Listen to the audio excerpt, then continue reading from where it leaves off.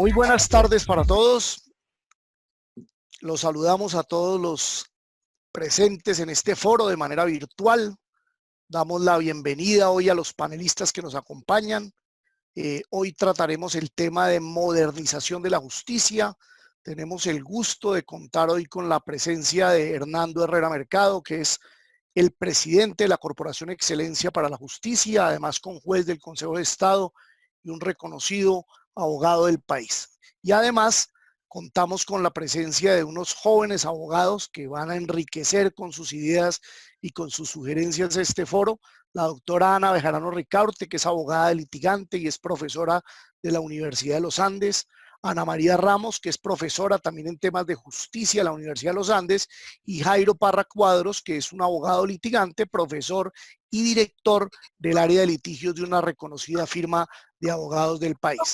Sin más preámbulos, vamos a concederle la palabra a ellos, a cada uno por 20 minutos, y después de la ronda de intervenciones vamos a formularles algunas de las preguntas que ustedes nos han enviado a la dirección de correo electrónico del instituto para que ellos las contesten. Buenas tardes nuevamente para todos y sin más preámbulos tiene la palabra el doctor Hernando Herrera Mercado. Bienvenido, Hernando, al Instituto Colombiano de Derecho Procesal.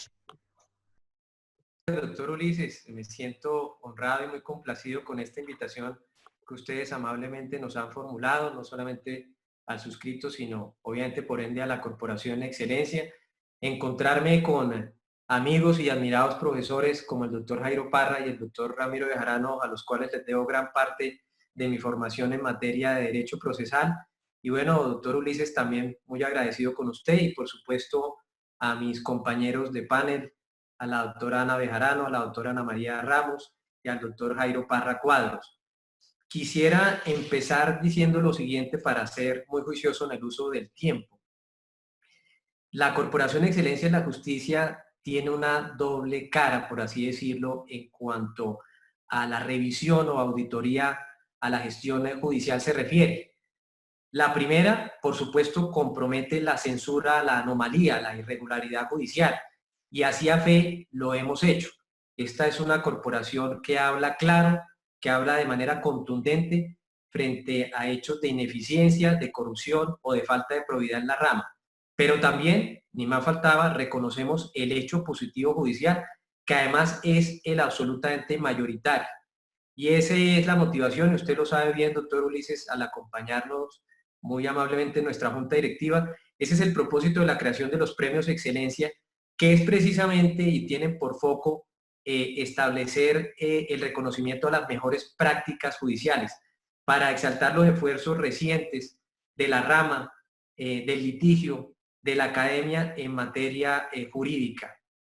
Y cuando hablamos de modernización, qué bueno encontrar ejemplos precisamente que ya han sido galardonados por la corporación y esos esfuerzos vienen de la rama, incluso sin requerir ni un solo recurso adicional.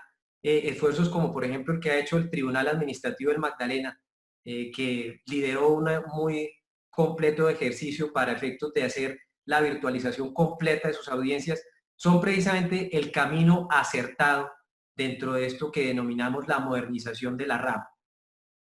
Ahora, entrando propiamente al tema de la rama y su modernización, mucho se ha hablado sobre esa necesidad y a ese respecto a veces se discute si la anhelada reforma a la justicia podría o no promover y consentir ese objetivo. Sin embargo, esa reforma, como nosotros lo tenemos por claro, se refiere específicamente a una reforma de carácter estructural, a una reforma de carácter macro, pero no es la llamada, como lo hemos hablado con el doctor Ramiro en conversaciones amenas académicas, no es la llamada precisamente a resolver los problemas cotidianos de la justicia, ni tampoco la que le resuelve los problemas al ciudadano para acceder a la justicia. Esta es una reforma que obviamente incumbe a lo que tiene que ver con la estructura formativa de la rama y sobre todo lo que hace las facultades de las altas cortes. Por supuesto que si nos vamos en eso, una de las formas de modernizar la rama, y así hay que decirlo, es eliminar de tajo las facultades electorales en mala hora otorgadas por la Constitución del 91. Constitución que a muchos nos gusta, a los que somos progresistas, sobre todo además porque eliminó esa constitución anodina, centralista del 86, una constitución que le produjo tanto daño al país. Pero uno de los errores del constituyente fue precisamente el establecer esas facultades electorales, lo cual no dignificó a las altas cortes, sino que por el contrario envileció esas funciones. Pero yendo más allá, vamos al punto entonces de los nodos centrales de lo que debe ser la modernización, más allá de esa reforma estructural que por cierto se encuentra aplazada. No obstante, la ministra de Justicia, la doctora Margarita Cabello, amablemente nos las puso de presente y hay muchos elementos que compartimos, pero pensamos sin lugar a dudas que no es la llamada a solucionar todos los problemas de la rama. ¿En dónde estamos? Y quisiera hacer un diagnóstico en la medida que por la pandemia todos hoy en día somos infectólogos y médicos. Primero, en cuanto al número de jueces, debemos decir que hay una insuficiencia cardinal a nivel judicial. Nadie discute que es imprescindible incrementar el número de jueces en Colombia. Nuestro país tiene por cada 100.000 habitantes un promedio cercano a los 11 jueces.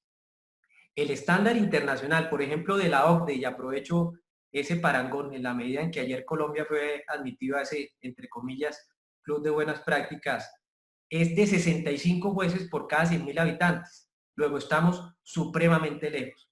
Y ahí yo entiendo el reclamo sentido que hacen nuestros jueces y que hacen los sindicatos de la rama, porque ciertamente se aumenten los números de jueces.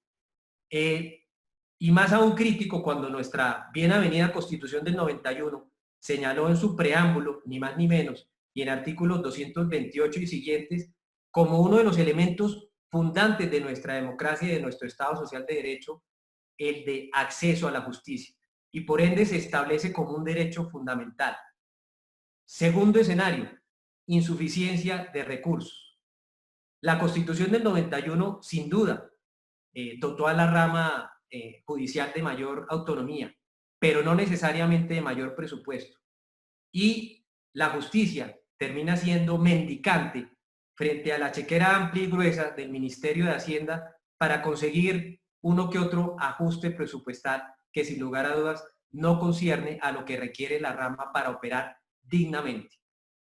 Esa propuesta que de antaño se ha hecho y que nosotros acompañamos, por ejemplo, de asignar un porcentaje fijo del PIB a la rama judicial, nos parece que es el camino indicado en aras precisamente de modernizar. Claro, eso tiene una contrapartida. En estudios que la Corporación Excelencia en la Justicia hizo el año pasado con Fedesarrollo, proyecto en el que trabajó muy ingentemente la doctora Ana María Ramos, vimos que la rama es muy eficiente en la ejecución del gasto de funcionamiento, pero poco en el recurso de inversión. Es inferior al 30%. Entonces, que haya un mayor compromiso del Estado en asignación presupuestal a la rama, pero también que exista una contrapartida y es que la rama sea más eficiente, sobre todo en la ejecución del recurso de inversión. Tercero, existe sin lugar a dudas una obsoleta organización territorial. No pareciera que la actual distribución, por lo menos en todos los departamentos, sea la más idónea para atender la creciente y alta demanda judicial. Cuarto, la carga de trabajo judicial. Es imprescindible determinar, claro, la carga de trabajo para ver cada juez cuántos casos puede adelantar. Desafortunadamente, esta es una tarea que se tiende a medir a destajo. Así como también hemos acompañado la reflexión, ya lo decía, de los empleados de la rama en tener más recursos, en tener más jueces, también debemos decir, para tener un escenario completo y claro, que en otros países con un menor número de jueces se tiene más productividad judicial. Y no nos vayamos muy lejos, estoy hablando, por ejemplo, de Uruguay, no estoy hablando solamente del caso de Estados Unidos. Entonces, hacemos esas reflexiones coetáneas a exigirle más al Estado, pero también exigirle más, ni me faltaba, a la rama. El otro punto fundamental tiene que ver con la modernización informática. Leía hace algunos meses un artículo muy interesante de un profesor español que refiriéndose a la organización jurisdiccional en España, decía que ellos estaban en el Pleistoceno informático, es decir, más allá de la era de hielo. Si eso es en España, ¿qué no diremos acá? Que desafortunadamente el esfuerzo informático es desarticulado, a veces anacrónico y a veces no tiene compatibilidad con todos los actores que trabajan en aras de la justicia. Y me refiero no solamente a los que la administran como tal, sino por ejemplo a los que coadyuvan en la misma, como por ejemplo la fiscalía, como por ejemplo la policía. Además, mucho se ha discutido y es urgente la implementación absoluta del expediente y la firma digital. Y esta crisis que genera esta muy desajustada pandemia, que es sin lugar a dudas la mayor crisis de nuestros tiempos, nos obliga y obliga a los dirigentes de la rama a ser proactivos y a tener precisamente unos basamentos ideales para poder, por así decirlo, virtualizar la gestión judicial. Y eso supone diferentes elementos. Primero, una posibilidad libre de acceso, que los abogados litigantes, que los abogados que ejercen la profesión y que hoy en día, entre otras, están frustrados porque desafortunadamente el servicio de justicia en nuestro país no opera sino con las contadas excepciones que por razones evidentes se han puesto de presente y que solo tiene que ver para el ejercicio fundamental de tutela del habeas corpus, pero que en lo demás, pues nos frustra a los que queremos la profesión, la defendemos, que hoy en día en Colombia no se puede ejercitar la misma. Y eso no es ajeno solamente al tema de la justicia ordinaria o de la justicia corriente estatal.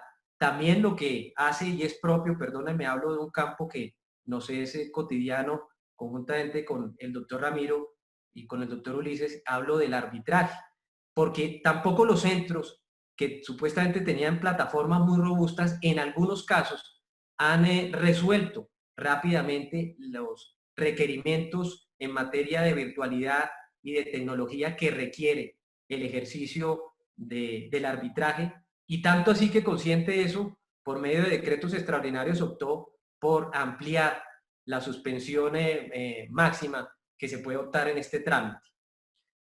De otro lado, también habrá que mirar que nuestro país tiene una altísima demanda judicial y eso por ende no es malo, pero es malo cuando obviamente se presenta represión y congestión judicial. Tenemos un stock, es decir, un número de procesos represados en la rama desde hace muchísimos años. Sin lugar a dudas, para ello se requiere el compromiso que la rama viene ejerciendo para expedir sentencias cada vez más rápido. Hay legislaciones absolutamente trascendentales que han incentivado la oralidad, me refiero en lo que hace del Código General del Proceso, en lo que hace también de la legislación procesal administrativa, pero el esfuerzo tiene que ser aún más superior. Y por último, dentro de este recuento, doctor Ulises, quisiera citar una necesaria reforma a las normas procesales, pero no en el sentido de tecnificarlas, porque yo creo que nuestra legislación, en todo sentido, lo digo en nuestras normas de procedimiento ordinario, como lo digo también en lo arbitral, son normas muy buenas, pero tenemos que finalmente hacer el análisis si tenemos hoy en día y estamos privilegiando la cosa juzgada como baluarte fundamental del derecho. Porque hoy en día, pues claro, desde luego, frente a toda decisión se puede interponer el recurso de reposición, ello es lógico, pero también frente a toda decisión prácticamente se puede ejercer o interponer, formular el recurso de apelación. Y si a eso le sumamos las posibilidades de nulidad múltiples que existen en los procesos, y a eso le sumamos las posibilidades de que los superiores jerárquicos conozcan de una determinada materia, y si a esa sopa le añadimos además el tema de tutela frente a providencias judiciales, estamos sí señalando que en Colombia, además de las 3 instancias ordinarias, o 2 ordinarias y una extraordinaria, más las 2 de conocimiento ordinario de tutela y la eventual selección por parte de la Corte Constitucional, más el eventual incidente de nulidad ante la Corte Constitucional, estamos hablando per se, entonces, prácticamente de más de 7 instancias. Yo recuerdo en mi facultad, la Universidad del Rosario, que un profesor que ya no existe, señalaba un ejemplo que hoy en día puede que no sea tan real en cuanto al tiempo, pero es real en cuanto al ejercicio axiológico temporal. Y él decía que la vida útil de un abogado eran 2 procesos civiles ordinarios, porque cada uno duraba 20 años. De pronto hoy en día, claro que sí, no duran 20 años, pero estamos resolviendo los conflictos de manera absolutamente lenta. Y eso tiene que ver con la morosidad judicial. Y ahí no hay que achacarle la culpa a los jueces, sino precisamente esas múltiples posibilidades que la legislación prevé. Y sin lugar a dudas, el tema también de la modernización toca por tener unos procedimientos ágiles. Ya lo decía un famoso procesalista, el doctor Hernando Davis Echandía, señalaba acuñando un clásico dicho antiguo que da lo mismo una justicia lenta como una injusticia rápida. Y por eso la reflexión de depurar y hacer más flexibles los códigos va también ligado a obtener una mayor prevalencia de la cosa juzgada. Y eso, doctor Ulises, es lo que yo tendría que decir en este momento, después estando al pendiente de los muy interesantes aportes de mis compañeros de panel. Muy amable, doctor Hernando, muy interesantes sus comentarios y sus propuestas. Ahora lo ocuparemos de contestar algunas de las preguntas que nos han formulado sobre lo que usted ha presentado en este panel. En segundo lugar, vamos a darle la palabra a Ana María Ramos. Bienvenida, Ana María, es un placer que nos acompañes en esta tarde y tienes la palabra por 20 minutos. Hola, buenas tardes, espérense a ver si logro, ¿ya se ve? Sí. Sí. Bueno, muchas gracias por la invitación a estos foros que me han parecido espectaculares, absolutamente concurridos, según he visto.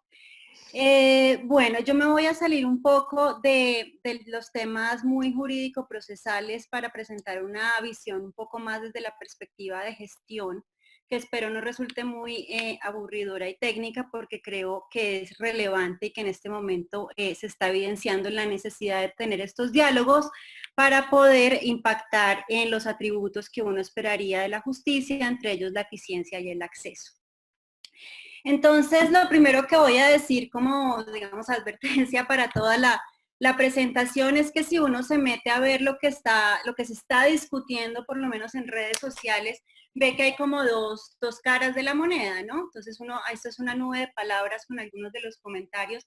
La gente está hablando mucho de virtualización, de expedientes electrónicos, muy preocupada por la suspensión de los procesos y de los términos procesales, pero digamos que uno ve como dos aristas, una que pretende que todo continúe funcionando, porque la justicia es un servicio público esencial, porque los litigantes necesitan también ejercer su oficio y porque los ciudadanos están esperando justicia.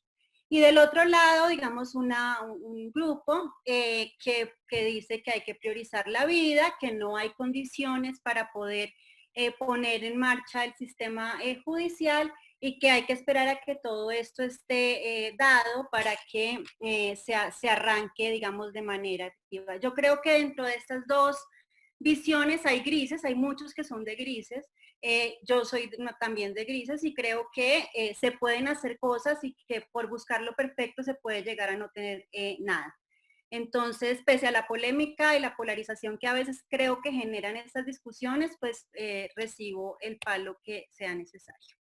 Entonces, bueno, lo primero, cuando voy a enfocar digamos, el tema de modernización a una visión desde la tecnología especialmente, sin que eso agote, digamos, el concepto de modernización, como bien lo decía Hernán.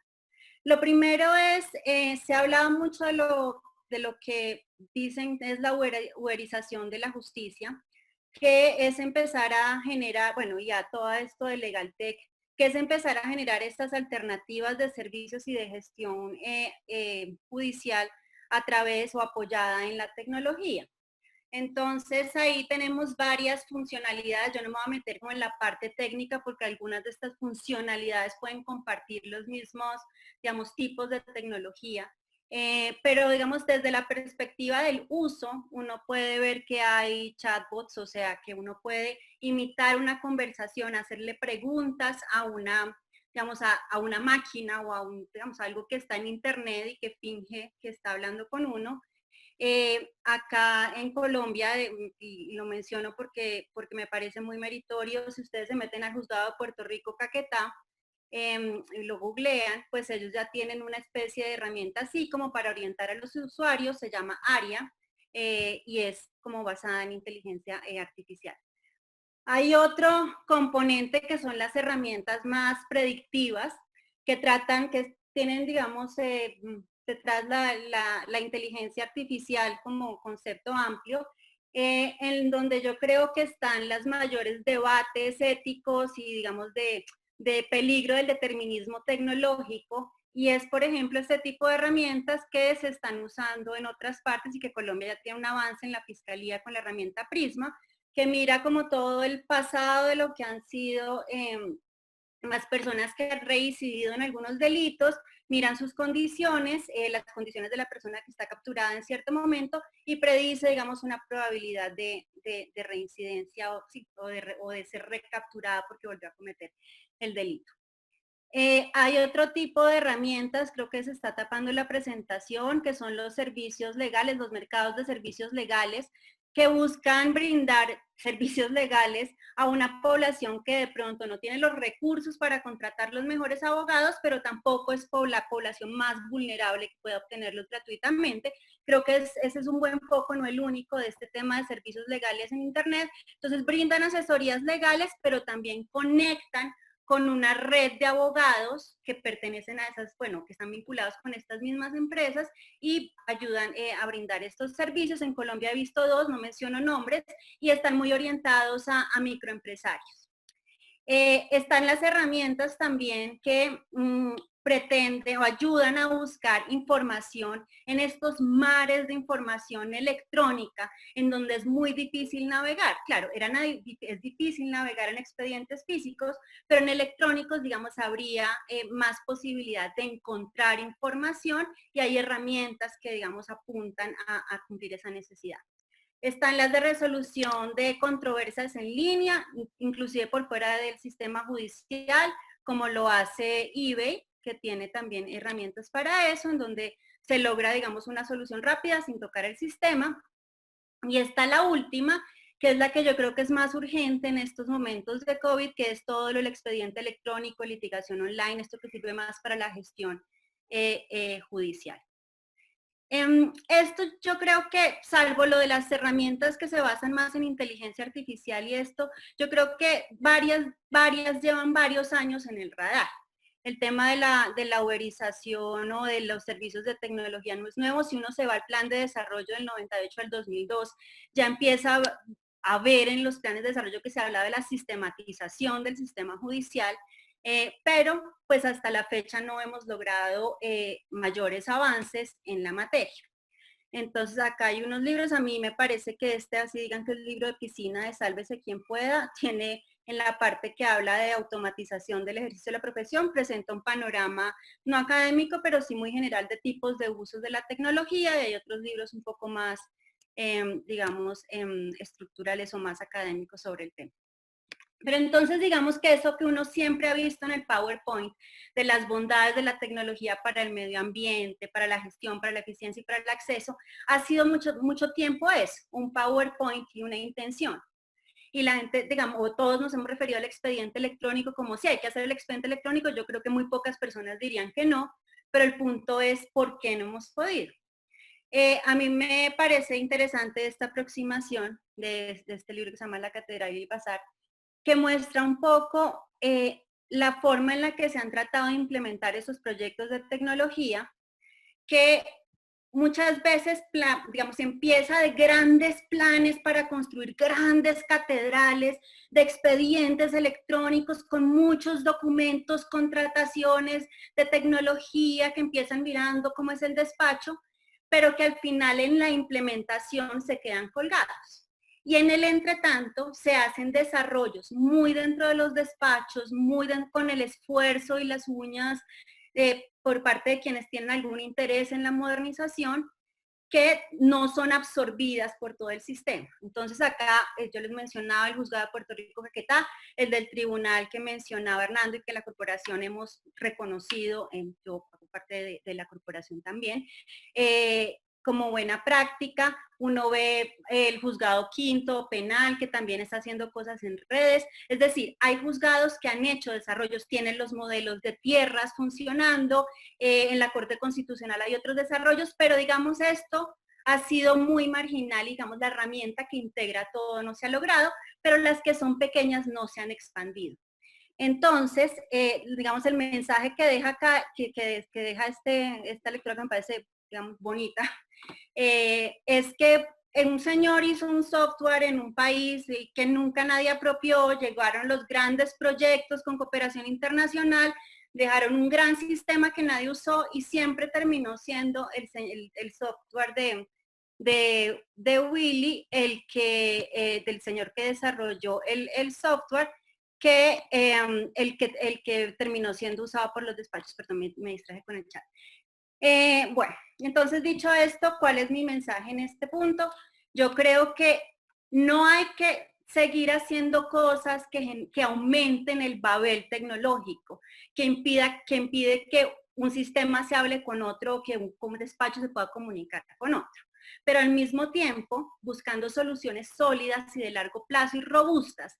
Hay un gran aprendizaje de personas que además les digo, yo admiro y valoro porque es que no tienen por qué hacerlo y aún así en sus tiempos extralaborales se han esforzado por modernizar sus despachos. Entonces, además de un reconocimiento, creo que hay un aprendizaje enorme en lo conceptual que se puede, digamos, absorber por parte de los proyectos que se han anunciado, el contrato que se firmó el año pasado por el Consejo Superior de la Judicatura y el Banco Mundial para hacer toda la arquitectura tecnológica y los apoyos que estaría brindando el Banco Interamericano de Desarrollo en el marco de los memorandos de entendimiento que se han firmado.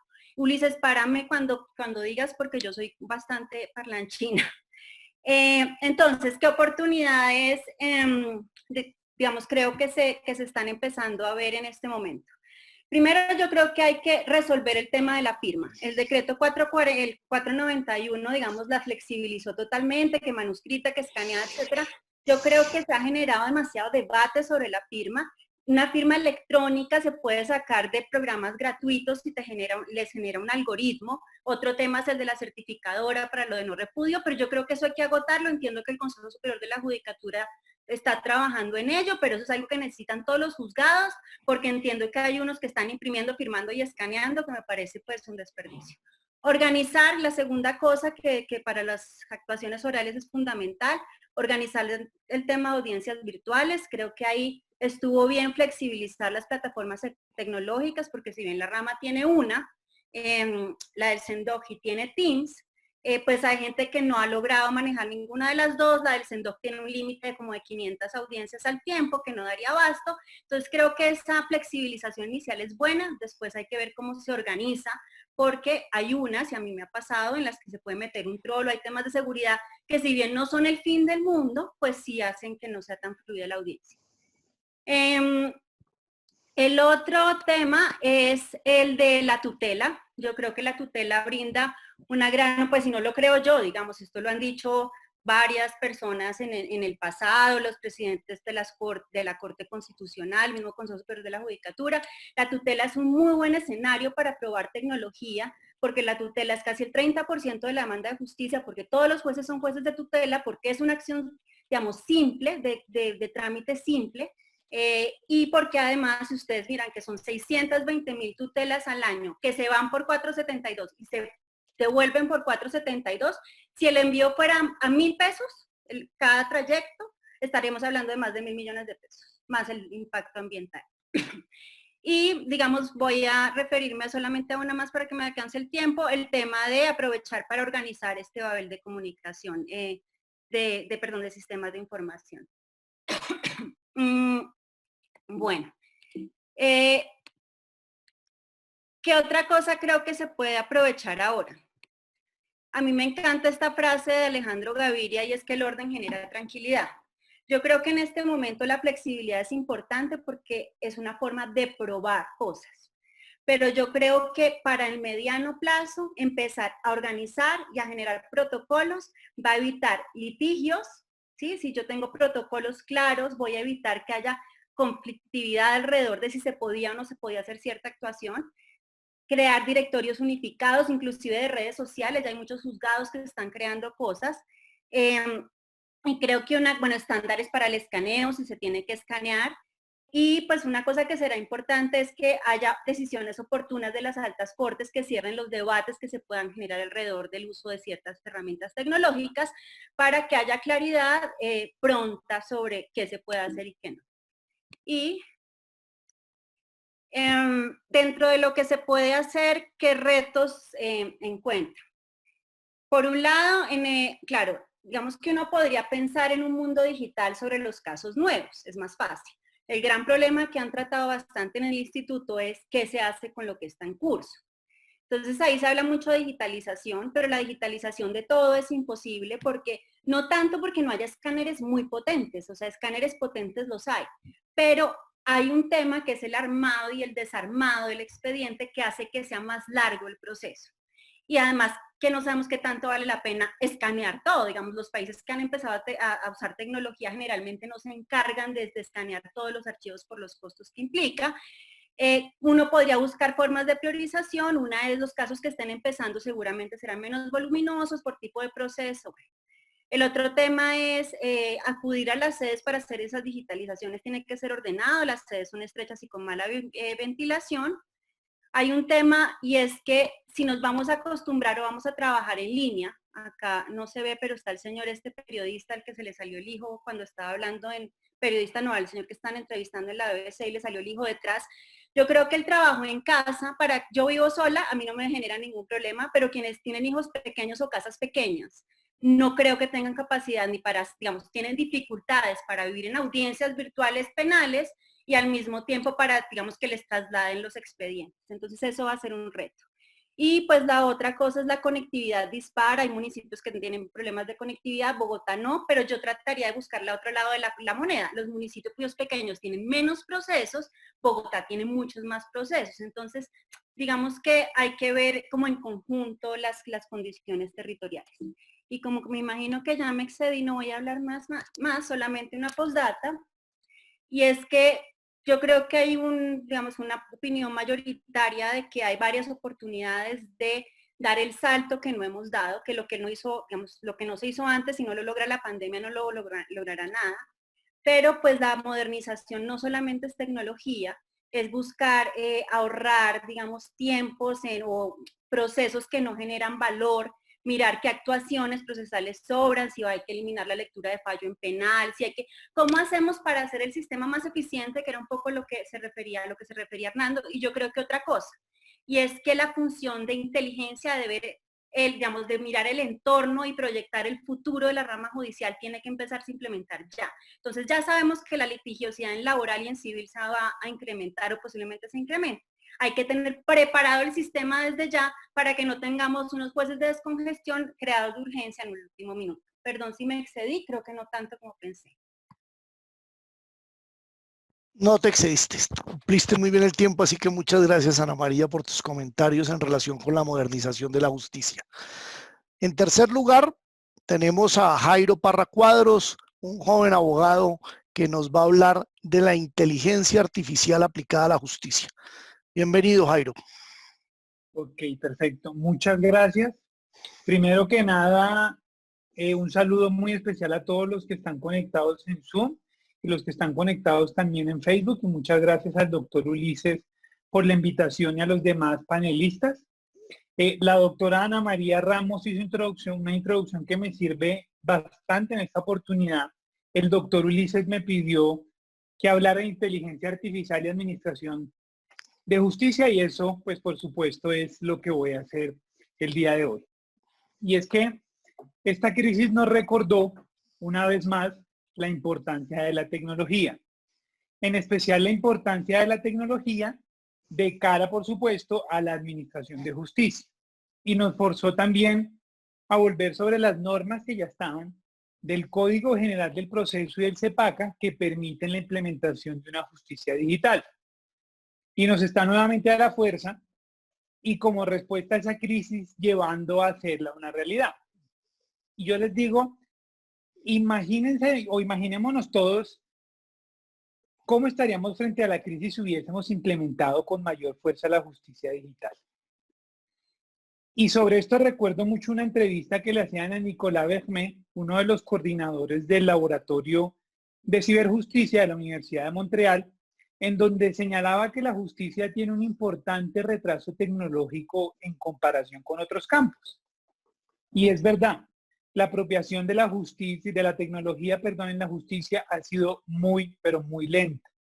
Seguimos hablando del expediente digital e incluso mire que desde la ley estatutaria de la Administración de Justicia ya hablábamos de la tecnología al servicio de la justicia. Y dentro de estos temas de ciberjusticia, entendida como la integración de las TIC para la resolución de conflictos, tanto judiciales como extrajudiciales, uno de los temas que más interés y críticas genera es el de la inteligencia artificial. La inteligencia artificial, por supuesto, va a ser un paso posterior a la digitalización y a la implementación de otras tecnologías, pero como les voy a explicar más adelante, en el país ya se está avanzando en este tema para aquellos despachos que están más avanzados en términos tecnológicos.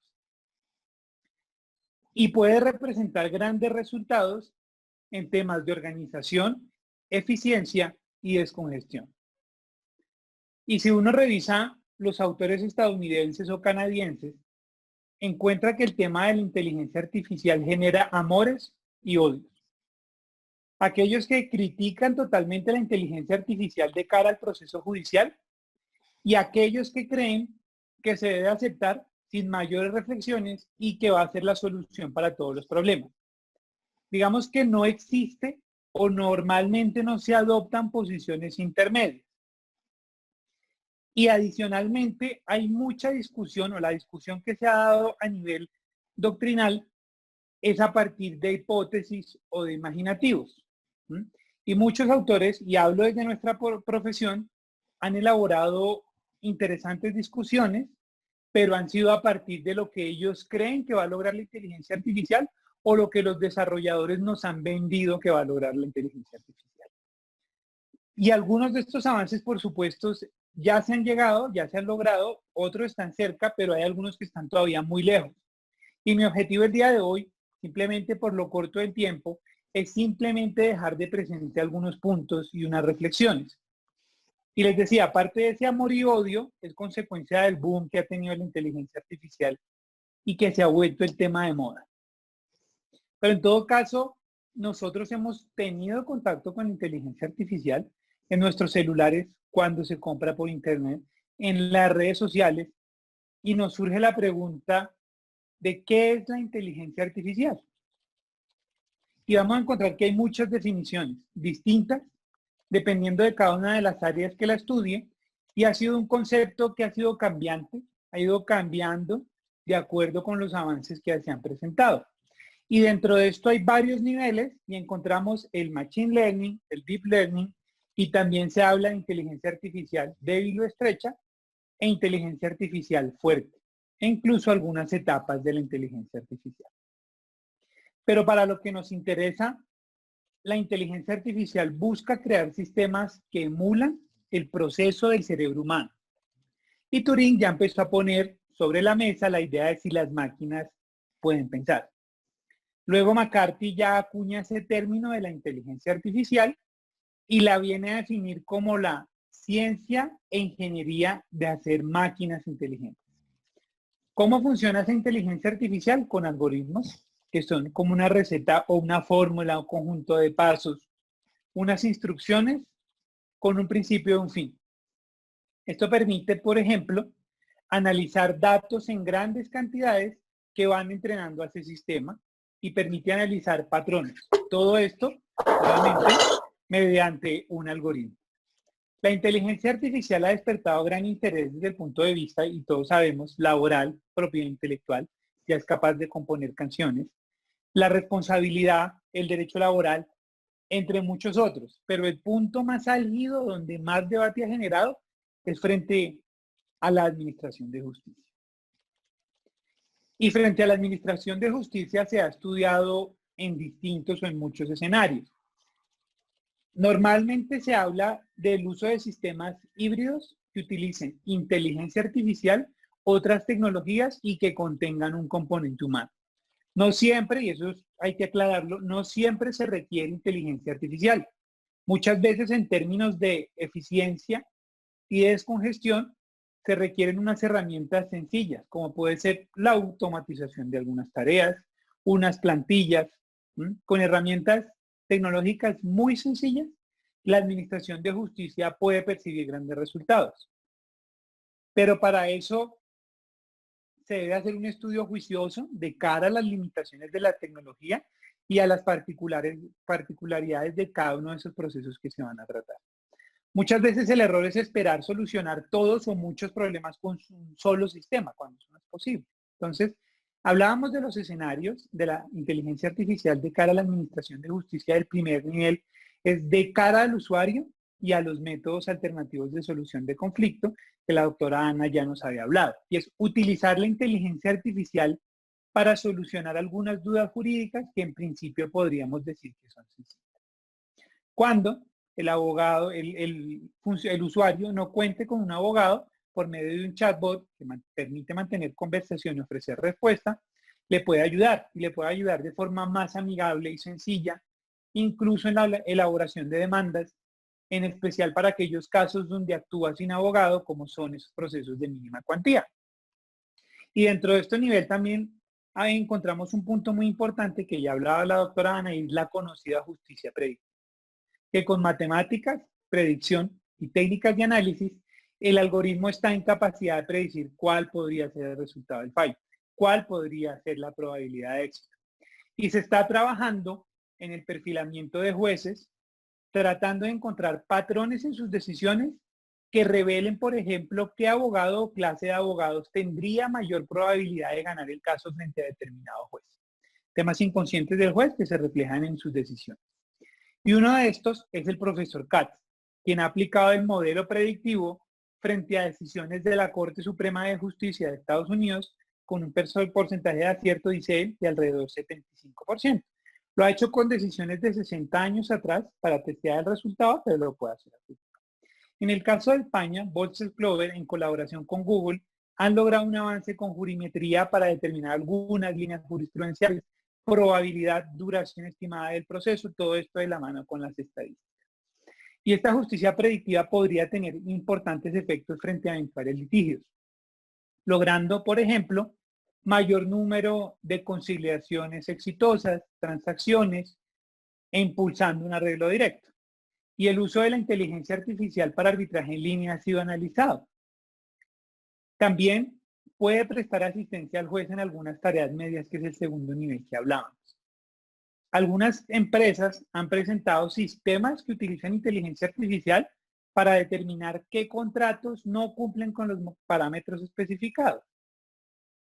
Estos sistemas tienen la posibilidad de ser adaptados para el análisis de demandas, de forma que pueda eventualmente identificar que no cumple con alguno de los requisitos. El sistema va a identificar la parte no conforme para que ya sea el funcionario quien revise y determine si cumple o no con esos requisitos y profiera el auto admisorio, el inadmisorio o el rechazo. Y esos autos se podrían realizar de forma más rápida, por ejemplo, con una serie de preguntas, un chatbot, sobre cada uno de los requisitos de admisión, que el juez vaya señalando aquellos que cumple o no cumple. Y de forma automática el sistema expida el borrador del auto, que es un esquema, por supuesto, y el juez va a poder adicionarlo. Y también encontramos algoritmos, inteligencia artificial que permite una búsqueda mucho más sofisticada y precisa, que también ya nos hablaba la doctora. Y uno de estos sistemas es ROS. Uno de los inconvenientes que normalmente todos tenemos en la búsqueda de jurisprudencia, doctrina e incluso los documentos que uno mismo ha elaborado es que no encuentra el que más se ajuste, se demora mucho tiempo buscando el que más se ajuste. Y pasa mucho en las entidades, en las oficinas, en los despachos judiciales, que si uno va a hablar de X tema, le dicen, creo que Pepito o X persona habló sobre eso, escribió sobre eso. Esto lo que permite realizar búsquedas mucho más precisas y completas, de forma que el sistema determine aquella doctrina, jurisprudencia o documento que más se acerque a lo que necesita la persona, evitando el desgaste en la búsqueda. E incluso puede írselo sugiriendo mientras la persona va escribiendo. Y hay un nivel de labores más intensas de ayuda al juez, que es lo que nos habla el profesor Jordi Nieva, de valoración de la prueba, por ejemplo, o el periculum de las medidas cautelares con la predicción del riesgo. Y el nivel más alto es el cuarto, que es de fallos automáticos, de justicia automática, en donde se habla de decisiones sin revisión o control previo de un humano. Ahora, Karim Bekneknev, que es uno de los directores del Laboratorio de Ciberjusticia que hablábamos, ha estudiado este tema con mucho detalle y ha considerado que esta inteligencia artificial se debe aplicar en primera medida para la solución de controversias en línea y en particular para lo que él denomina las low intensity disputes o controversias de baja intensidad, como son por ejemplo las de consumidor, en donde la cuantía es baja. Por supuesto habrán casos que no son así, pero digamos el grueso son cuantías bajas, mínimas. Otra de sus características es que se debe solucionar de forma rápida, que la solución de esas controversias de baja intensidad, pues en términos jurídicos en principio es sencilla, salvo algunos casos que requieren mayor estudio o un cambio de línea. Y para el caso de Colombia, solo en la Superintendencia de Industria y Comercio se presentan al año 50.000 demandas en consumidor que la rama no está, pues, le está ayudando a evacuar a la rama. Y atendiendo a las soluciones que hablamos, son aquellas que, digamos, en principio están más cerca, ¿sí? Y una de esas es la justicia predictiva, que podría traer una labor muy pedagógica o muy importante para el consumidor. Y el sistema podría hacer una serie de preguntas al consumidor y luego de ello mostrarle cuál podría ser el sentido del fallo y los pasos a seguir. Pasa mucho que se presentan un alto número de demandas sobre aspectos que en principio no generan mayor debate, que digamos tienen una línea jurisprudencial muy clara y en ese sentido el consumidor puede de forma más amigable conocer cuál sería el eventual fallo, además que conozca sus derechos. Y esta justicia predictiva además puede impulsar mucho más un arreglo entre las partes al tener de antemano cuál puede ser el resultado posible. En Colombia, como ustedes saben, el requisito de procedibilidad respecto de la acción de protección al consumidor es la reclamación previa al empresario, no es necesaria la conciliación, pero en todo caso, si decide agotar la conciliación, se va a entender surtido el requisito de procedibilidad de la reclamación. Pero lo importante de esto es que en aquellos países en donde existe conciliación obligatoria previa, en especial para los de mínima cuantía, en el 50% de los casos llega a un arreglo directo. Imagínense si pudieran saber de antemano cuál podría ser ese eventual resultado. Ahora, hablábamos del caso de Colombia, de la superintendencia, y la superintendencia ha implementado un nuevo programa que se llama SIG Facilita, donde un ambiente virtual por medio de un chat se acerca a las partes para que solucionen sus diferencias de forma directa y esto se termina, si llega a un arreglo, se vierta en una transacción. Este programa tendría importantes avances en la medida que se podría utilizar varias tecnologías, entre esos la inteligencia artificial, podría automatizarse varias de esas etapas e incluso no podría requerir un funcionario el chat. Y el tercer punto que se ha tratado es su uso frente al arbitraje electrónico de consumo. Como seguramente saben, en la redacción original del Estatuto del Consumidor se contempló como abusiva per se, hacía parte de la lista negra, aquellas que se decían en la norma obligaban al consumidor a acudir a la justicia arbitral. Luego ya con la ley Inestrosa se eliminó de esa lista, es decir que dejó de ser abusiva per se, pero podrá hacerlo si el juez determina en las condiciones particulares ocurre. Y el decreto 1829-2013 trae un trámite bastante expedito en consumo. Sin embargo, está bastante olvidado, no se usa, ha tenido mucho movimiento en Colombia, entre otras cosas por los costos y porque la superintendencia no ha declarado aprobada la excepción de cláusula compromisoria para estos casos en atención a las particularidades del derecho del consumo y es un punto que hablamos en extenso en las jornadas de arbitraje del externado. Pero se analiza de todas maneras en la doctrina extranjera y creo que estoy de acuerdo que podría tener importantes avances en la inteligencia artificial o automatización para estos casos. Y finalmente, se puede utilizar para aquellos casos que hablábamos, tiene una línea jurisprudencial clara, el sistema de forma automática puede generarle un esquema de lo que sería la decisión. Sobre todo para aquellos casos de sentencia escrita como puede ser la sentencia anticipada dependiendo de la fase en la que se encuentre. Y en aquellos casos que sean de mínima cuantía, si las pruebas aportadas son suficientes para resolver de fondo y no hubiera más pruebas por decretar o practicar. Creo que podría ser una herramienta valiosa para la Superintendencia de Industria y Comercio. Mi invitación respetuosa a que la estudien. E incluso recuerdo que en algún momento se estaba mirando el tema, se puso sobre la mesa, pero no se continuó con un proyecto que era bastante importante. Y hablamos de todo esto, pero ¿qué experiencias tenemos sobre inteligencia artificial o la aproximación a ella en nuestro país relacionada a la administración de justicia? Y voy a hablar de dos casos, hay más, pero me parecen los más importantes estos dos.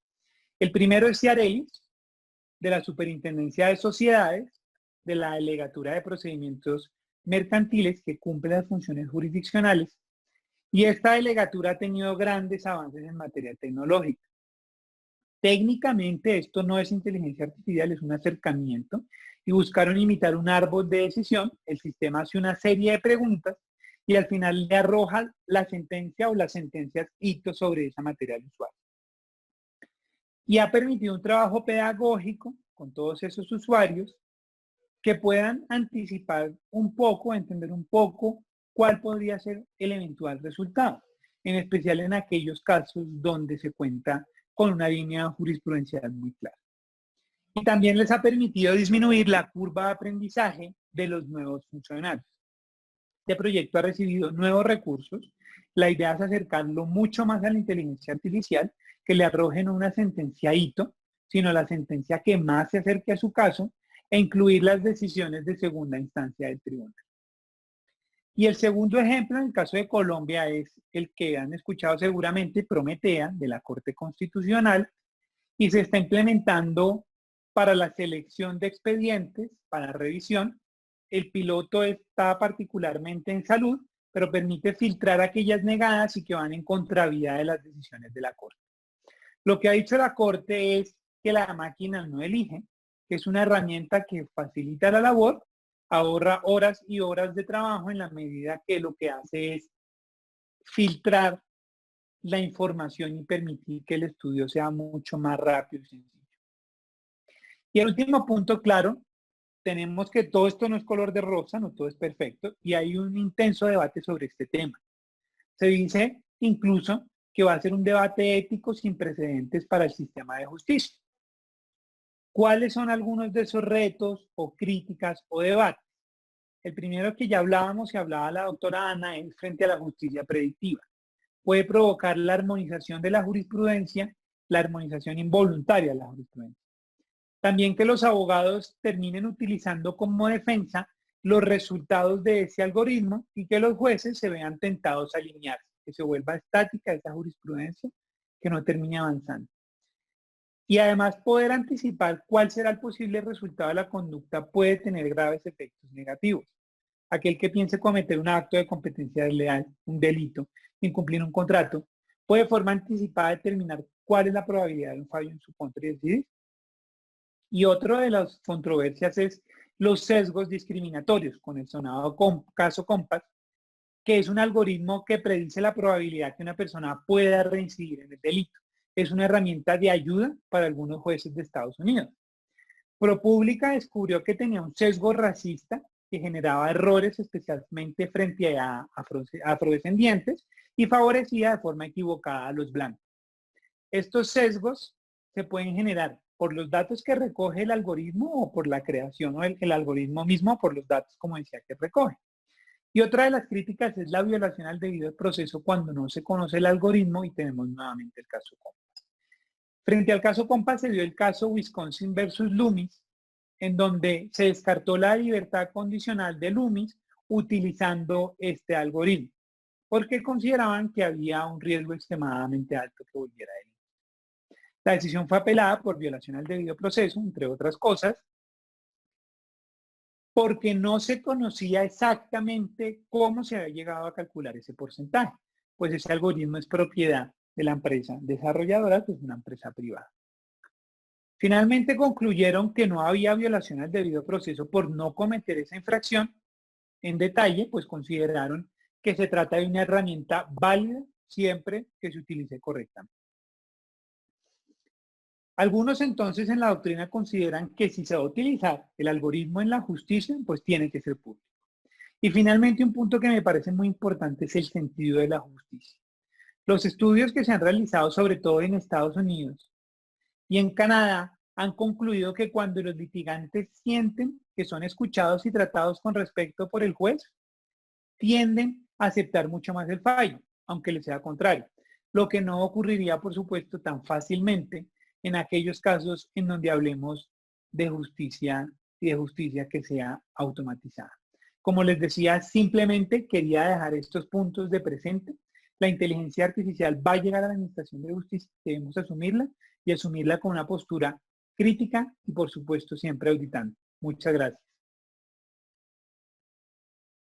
Muy amable, Jairo. Interesante sus comentarios, muy actuales además y muy necesarios para pensar en modernización de la justicia. Para cerrar esta ronda en el panel, vamos a concederle ahora el uso de la palabra a Ana Bejarano Ricaurte. Bienvenida, Anita, a este foro. Muy amable por haber aceptado nuestra invitación. Muchas gracias, doctor Ulises. Gracias al doctor Parra por siempre tenerme en cuenta y al instituto por convocar a estos foros que creo que están nutriendo mucho la conversación en el tema de justicia. Yo pues con una tremenda admiración por lo que hace la Corporación Excelencia en la Justicia, por lo que hace Ana María Ramos, que es una de las personas que más sabe de política pública judicial en Colombia y es para mí de verdad un honor compartir con todos los panelistas este espacio. Yo creo que quisiera hacer como un comentario general sobre el tema de modernización de la justicia de cara a la pandemia y yo sé que hoy en día todos los temas, todos los foros y todas las conversaciones es la justicia y el COVID, la economía y el COVID, la educación y el COVID, pero pues creo que de alguna forma tenemos la responsabilidad de hacer algunas reflexiones sobre lo que está pasando y lo que va a pasar en el futuro. Y realmente la tesis que quiero defender es pues que la pandemia sacó a relucir los pecados de la falta de modernización de nuestro sistema judicial desde la Constitución del 91.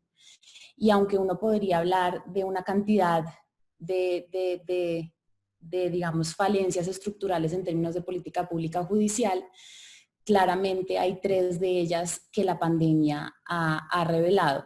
La primera de ellas es, pues por supuesto, ya lo había hablado, lo habló el doctor Herrera y lo habló Ana María, es la falta de tecnología. Y ya voy a entrar en cada uno de ellos. La segunda de ellas es pues que no hay estadísticas confiables, no hay estadísticas suficientes, no hay estadísticas que permitan hacer política pública y menos en hacer política pública de urgencia. Y el tercer punto que también mencionó el doctor Herrera, que me parece muy interesante, es que reina la congestión judicial y pues este es un fenómeno que realmente choca de cara a las necesidades de la pandemia, porque lo que necesitamos es una justicia que se mueva rápido, cosa que ya estamos viendo que no está ocurriendo. Entonces yo creo que frente a la pandemia la rama judicial enfrenta dos grandes retos. El primero de ellos es, y creo que ese va a ser objeto del próximo foro, me corrige el doctor Canosa si no es así, desde un punto de vista de cabeza, de una de las cabezas del poder público, de las ramas del poder público, debe ejercer el contrapeso necesario y el control necesario a las actuaciones de las otras ramas del poder público, y eso pues no tiene mucho que ver con el tema de la modernización, aunque claramente pues cómo lo hace a través de la tecnología, y eso es lo que las altas cortes están tratando de implementar.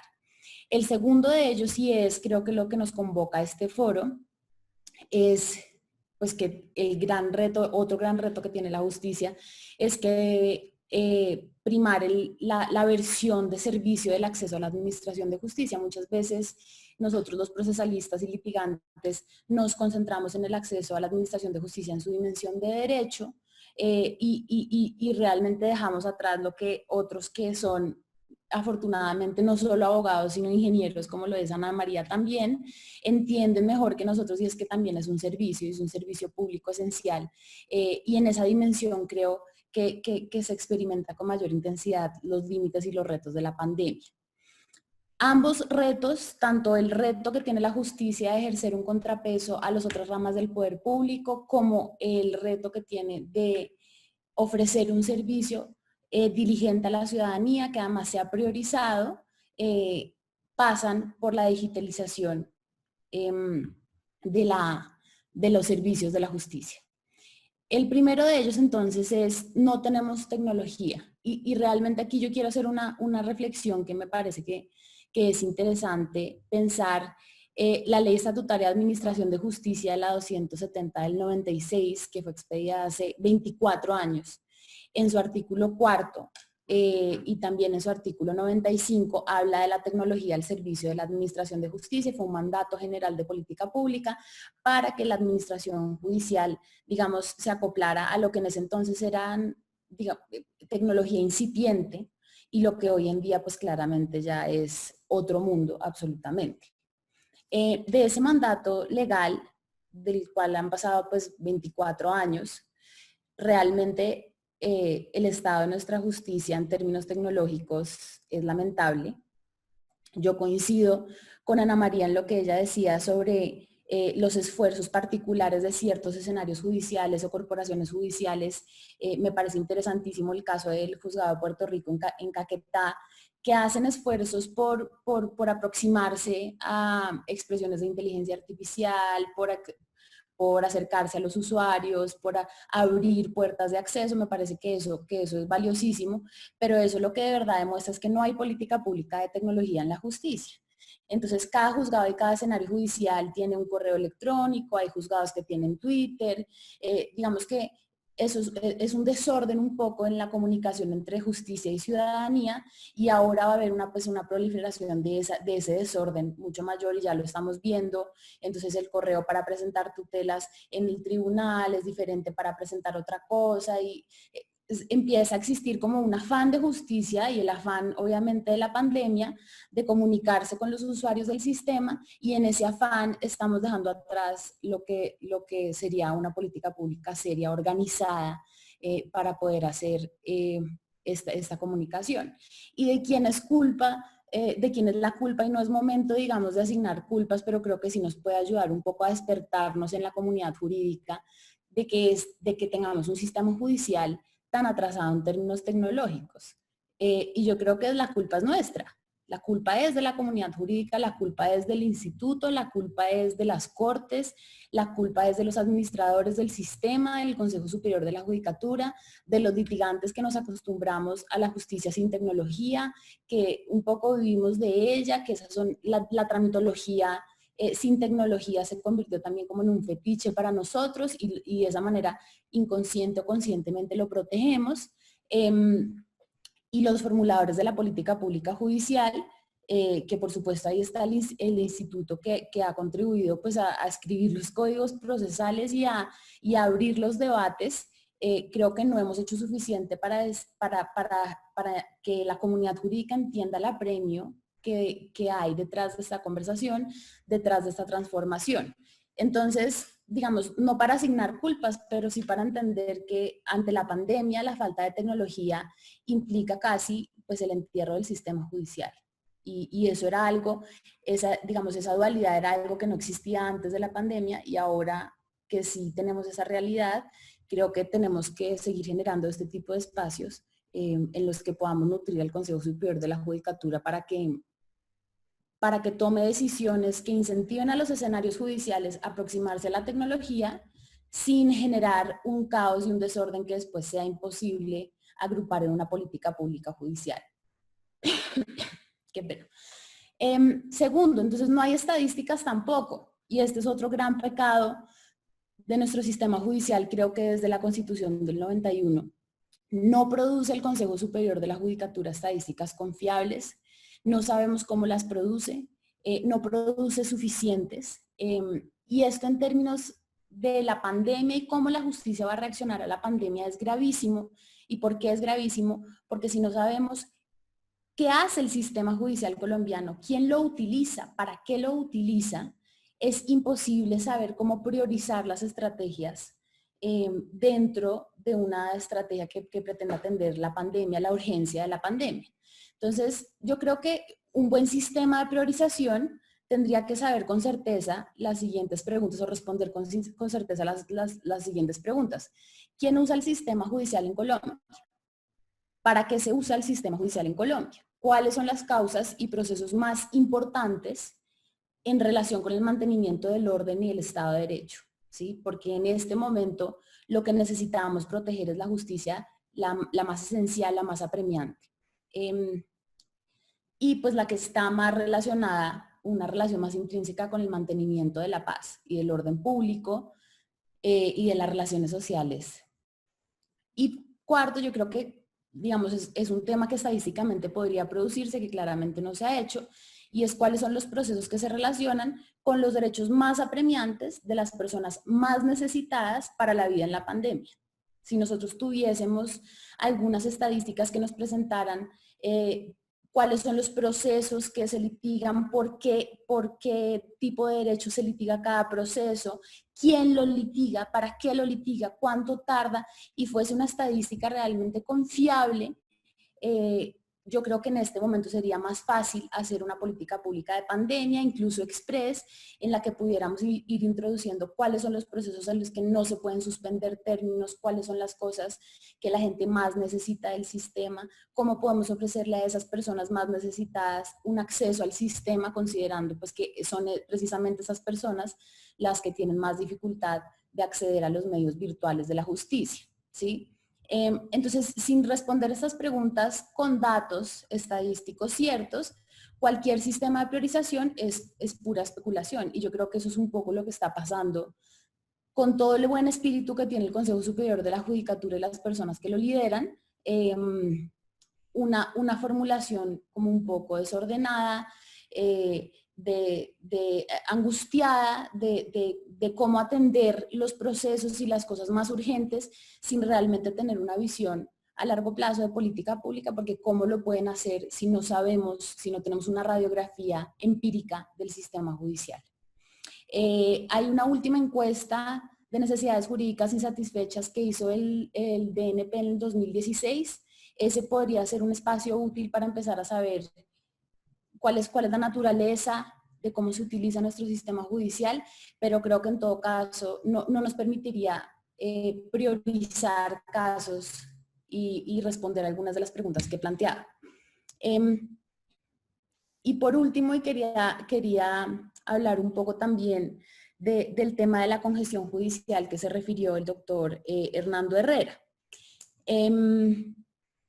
Ese es otro de los casos que nos ha demostrado que la pandemia pone de presente la falta de modernización de nuestro sistema judicial, las faltas en las que hemos incurrido las personas que nos interesa este tema, las organizaciones que contribuyen a la conversación sobre el sistema judicial, y es el tema de la congestión judicial.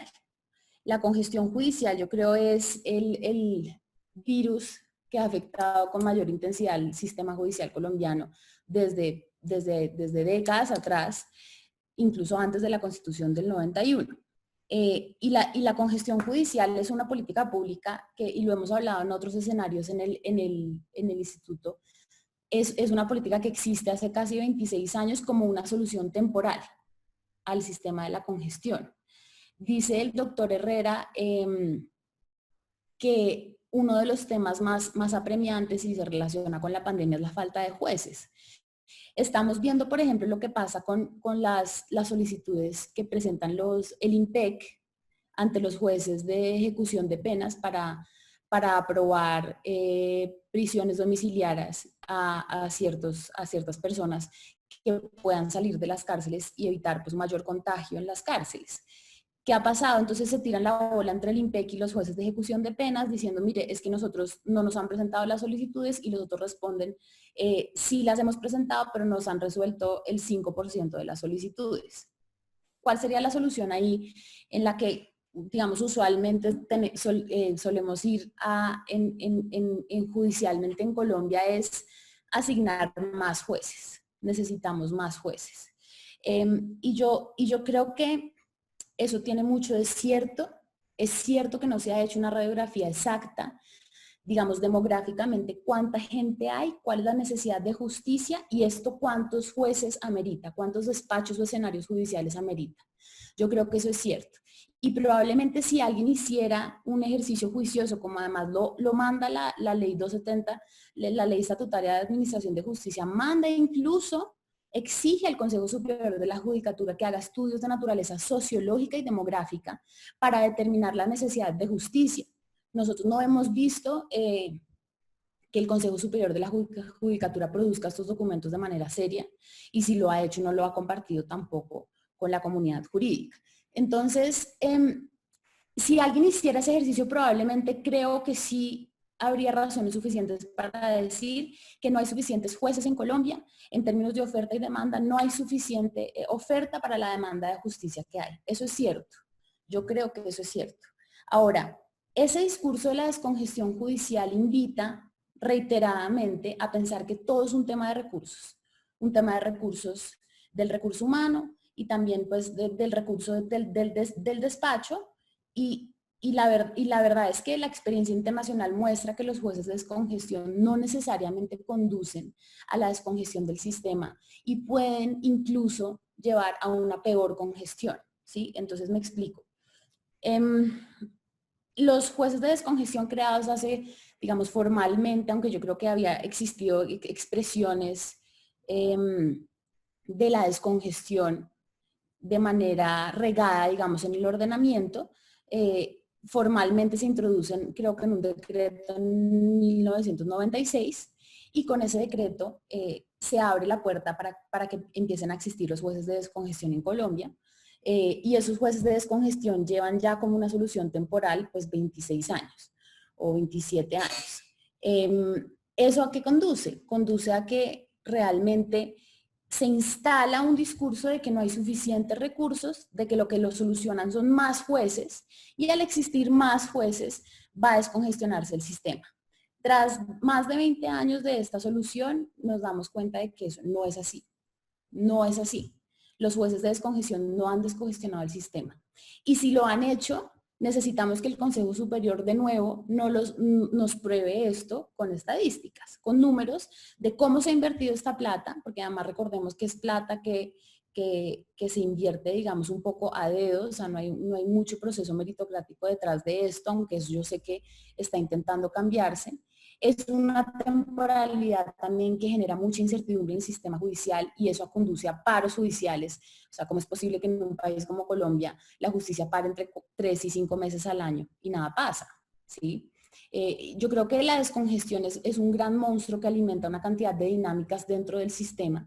Entonces yo también invitaría a que antes de buscar soluciones en las que, digamos, necesitamos más jueces, especialmente de cara a la pandemia, que yo creo que es una cosa que está muy presente en redes sociales y en foros académicos, la gente está diciendo, necesitamos más jueces de ejecución de penas, más jueces de familia, más jueces laborales, digamos, veamos realmente cómo funciona la introducción de nuevos funcionarios judiciales a los escenarios judiciales y si eso de verdad descongestiona. Yo creo que la introducción de un nuevo funcionario judicial igual genera cierto traumatismo en un organismo judicial, tiene que enterarse de las causas, de los procedimientos, y esa es un poco como la experiencia internacional del tema, y es que no necesariamente los jueces de descongestión llevan a descongestionar el sistema. Entonces yo estoy de acuerdo con el doctor Herrera en que ese es uno de los grandes monstruos, la congestión judicial de nuestro sistema, que la tenemos que digamos, atacar por todos los lados y que la pandemia pone de presente que no tenemos suficiente oferta para la demanda de justicia y para la demanda de justicia, como decía Ana María, que va a haber después de la pandemia. Ahora, que eso necesariamente se solucione con más números de jueces, creo que no. Creo que yo, digamos, invitaría a repensar esa idea un poco. Y por último, creo que en el tema de la congestión es importante entender que hay dos fenómenos diferentes, uno es la congestión judicial y otro es el retraso judicial. Nos hemos concentrado muchísimo en atender la congestión judicial, es decir, los números de casos que se quedan atrasados en el sistema, y no nos hemos concentrado en ver por qué hay retraso, es decir, por qué un juez o una jueza en un escenario judicial tarda tanto en decidir un caso. que es lo que por supuesto conduce a la congestión, ¿sí? ¿Por qué, por ejemplo, los jueces de ejecución de penas no están resolviendo, no tienen un procedimiento un poco más expedito para resolver las órdenes del IMPEC para sacar a los presos de las cárceles infectadas con COVID? ¿Qué está pasando ahí? No solamente los casos que se están apresando en el sistema, sino porque esos casos no se están tramitando con suficiente rapidez. Yo creo que esa sería una de las cosas a las que yo invitaría al Consejo Superior pues a intentar observar en este tiempo de pandemia, porque realmente si el COVID ha demostrado algo de nuestro sistema judicial, es por supuesto la resiliencia y la persistencia de muchos funcionarios que trabajan con las uñas, pero también pues las faltas estructurales de un sistema judicial que está en el siglo pasado y que ahora más que nunca necesitamos que se despierte. Bueno, Ana, muy amable, Ana. Interesantes sus comentarios. Vamos a pasar ahora entonces a la ronda de preguntas. Doctor Hernando Herrera, le voy a formular de una vez 2 preguntas para que usted las conteste simultáneamente. Dicen lo siguiente: en su interesante conferencia usted habló de una reforma estructural a la justicia, de la necesidad de descongestión y de reformas a los códigos. ¿Qué sugiere la Corporación Excelencia para la Justicia ahora, en este momento, para reactivar la justicia a partir del 12 de mayo en la crisis del COVID-19? Y la segunda pregunta dice: ¿qué otras medidas sugiere la Corporación Excelencia de la Justicia para la descongestión judicial, para mejorar la calidad de las decisiones, la oportunidad o rapidez de los procesos y la eficiencia en la justicia? Bueno, muchas gracias, doctor Ulises. Muy interesante ambas preguntas. Yo quisiera partir de un presupuesto, de una frase de un personaje histórico que a mí me gusta mucho, que es Winston Churchill, quien decía que había que forzosamente ser optimista porque no había forma de ser otra cosa. Y dentro de ese escenario, y pensando precisamente de manera positiva, esta crisis nos trae una reconfiguración no solamente humana, social, por supuesto sanitaria, sino también en términos de concepción estatal. Y eso hace precisamente una afinación presupuestal para elementos y áreas que ciertamente pueden estar de acuerdo hasta los liberales manchesterianos más profundos, como los comunistas, derecha, izquierda, que si hay una de las funciones que el Estado no puede desprenderse de ella es precisamente la que tiene que ver con la administración de la justicia. Dentro de ese escenario, y esto lo ato al tema presupuestal, el gobierno nacional y los economistas hablan de 2 posibilidades para irrigar precisamente un mayor número de recursos a esas áreas vitales, por así decirlo. Y estos son flexibilizar la regla fiscal, quiere decir ese ahorro obligatorio que el Estado debe hacer para tener, digamos, un mayor juicio en sus finanzas. Y lo otro tiene que ver con ablandar las tasas de interés de los créditos internacionales concedidos por el Fondo Monetario Internacional. En otra vía, eso va a implicar una mayor posibilidad de recursos. Y yo creo que el Estado tiene una deuda con la rama judicial. Y en su modernización, ni se diga, ya hemos citado muchos ejemplos a ese respecto. Y hay una cosa muy interesante que señalaba la doctora Ana Bejarano, con la que yo coincido. Per se, el incremento de un mayor número de jueces, ¿no? Y peor aún si estos tienen el rótulo simplemente de descongestión, no es el rango o la solución afortunada única para el tema. Y les voy a poner, pues, 2 ejemplos. Uno que conozco de fuente primaria al haber sido conjuez de la sección tercera del Consejo de Estado. El Consejo de Estado, y en esa sección tercera, que como ustedes bien saben, conoce los casos de contratación administrativa, se pasó de 5 a 9 magistrados. Esos magistrados hoy en día tienen una carga superior procesal a la que tenían sus antecesores cuando eran 5. De hecho, lo que se está resolviendo hoy en día en la sección tercera, o por lo menos hace algunos 2 años, en los que tenía el privilegio y el honor de estar ahí antes de ingresar a la corporación, eran casos producidos fácticamente en más de década y lustro. Y de otro lado también, si uno lo revisa con relación a los ejercicios de la creación de magistrados de descongestión en cuanto a la sala laboral de la Corte Suprema de Justicia, también uno ve una alta carga. De forma tal que la sola creación de más despachos o de más jueces no es la solución, pero en esa misma línea, parte de la solución sí es crear más jueces. Por supuesto, no jueces de descongestión, porque como decía el doctor Carlos Lleras Restrepo, nada más peligroso en estos países que las cosas transitorias, porque tienden a hacer cosas permanentes. Ejemplo, el 4 por 1000. Ejemplo, los jueces de descongestión. Pero sí me parece parte clave del tema, en la medida en que la demanda de la justicia se ha incrementado. Cálculos del Consejo Superior de la Judicatura, y en días pasados leía una entrevista que le hacían a la doctora Diana Remolina, hablaba de incrementos superiores al 200% en las 2 últimas décadas. Y de alguna forma también, pues estamos hablando de un rezago por esa morosidad, por ese retraso. Vuelvo y repito, y así los jueces, como lo tienen en Colombia, un muy buen ánimo y muy buena eficiencia, pues sin lugar a dudas no dan abasto. Ante ese diagnóstico, propuestas concretas de la corporación, como la pregunta número 1 lo exige. Primero, incrementar, claro que sí, el presupuesto de la rama.